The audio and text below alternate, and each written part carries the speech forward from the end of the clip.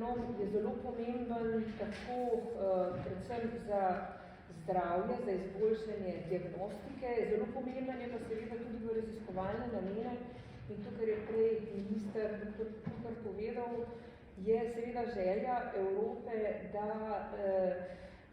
da dobimo na ravni Evropske unije nekako referenčno zbirko, s katero bi lahko lažje ugotavljali, kaj je zdaj bolezensko stanje, kaj je zdravo stanje. In mene zelo veseli, da je to pravzaprav prvi velik projekt na ravni Evrope, kjer smo se mi v genomiki kot Slovenija pravočasno priključili.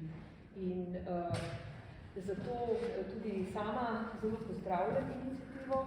Povedala bi tudi rada, da sem sama osebno prispevala k temu projektu, da sem tudi sama oddala svojo DNA za sekvenciranje slovenskega genoma in mislim, da je to pravzaprav tudi največ, kar vsak od nas lahko potem kot posameznik v bodočnosti tudi prispeva.